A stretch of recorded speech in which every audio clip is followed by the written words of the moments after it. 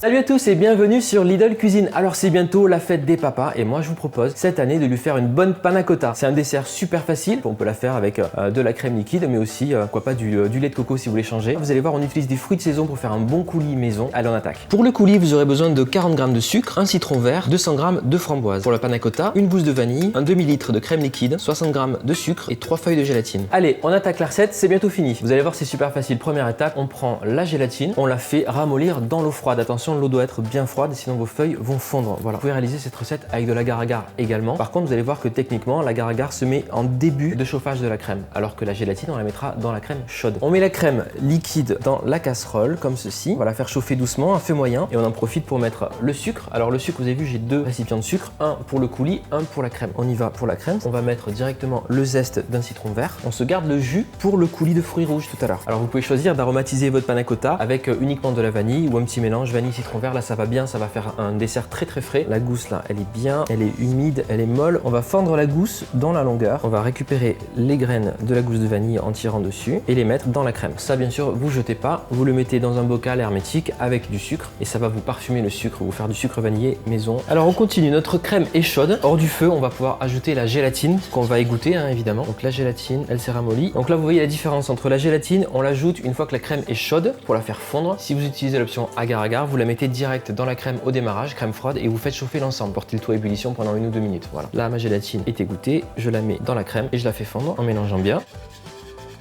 Une fois que la gélatine est fondue, on va pouvoir mettre directement la crème aux 3/4 de chaque petite verrine. Moi, dans cette recette, j'ai utilisé de la crème liquide légère à 18%, mais vous pouvez utiliser bien sûr de la crème liquide entière à 30% pour un résultat encore plus onctueux et plus riche. Allez, on va placer nos crèmes au réfrigérateur pendant 3-4 heures. Ça nous laisse le temps de faire un petit coulis rapide. Pour le coulis, 3 ingrédients super simples. Des framboises, si c'est la saison, c'est parfait. On les rince, on les essuie, on va les mettre à chauffer dans la casserole, un peu de sucre et simplement un citron vert. Voilà, c'est tout. On commence par mettre les framboises dans la casserole. On va les faire chauffer tout doucement avec le sucre. À vous de doser, si les framboises sont déjà bien sucrées, vous en mettez un tout petit peu moins. Le citron vert, on va mettre un petit peu de zeste pour réveiller ce coulis là, ça c'est parfait. Et un peu de jus. Alors les citrons verts sont toujours un peu plus fibreux que les citrons jaunes, donc pour les attendrir, on va les masser sur la table de travail comme ça, voilà. On les masse, ça va permettre de casser un petit peu les fibres à l'intérieur et libérer plus de jus. Et là, avec un couteau simplement, vous coupez le citron vert en deux. Voilà, il est beaucoup plus souple, on voit que le jus est prêt à partir. On met le jus d'un demi citron vert.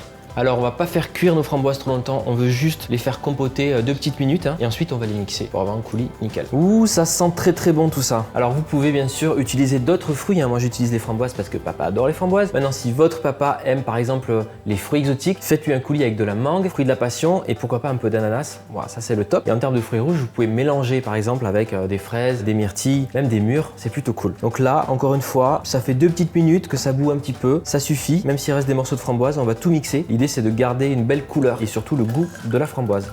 On va mixer avec un mixeur plongeur.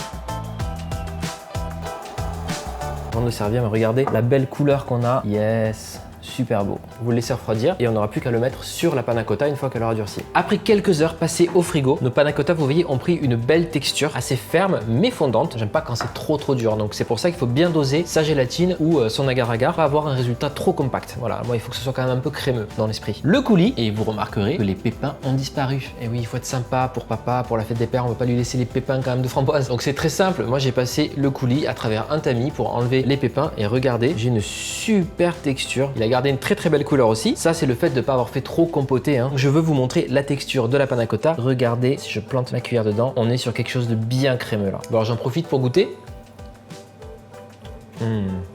Mais c'est canon. Le dosage du sucre là, il est parfait. On va mettre le coulis sur les autres panna cotta, sur le dessus, juste avant de la servir. Là, on pourrait aussi mettre un petit peu de crème fouettée, c'est très bien. C'est comme ça qu'on va pouvoir servir la panna cotta. Bon appétit à tous, bonne fête des papas. Merci d'avoir suivi cette recette. Je vous mets tous les ingrédients en description de la vidéo. Les ingrédients que vous allez pouvoir retrouver chez Lidl évidemment. Et bien sûr, je compte sur vous pour commenter, liker et partager la vidéo. Je vous dis à la semaine prochaine sur Lidl Cuisine pour une nouvelle recette. Salut!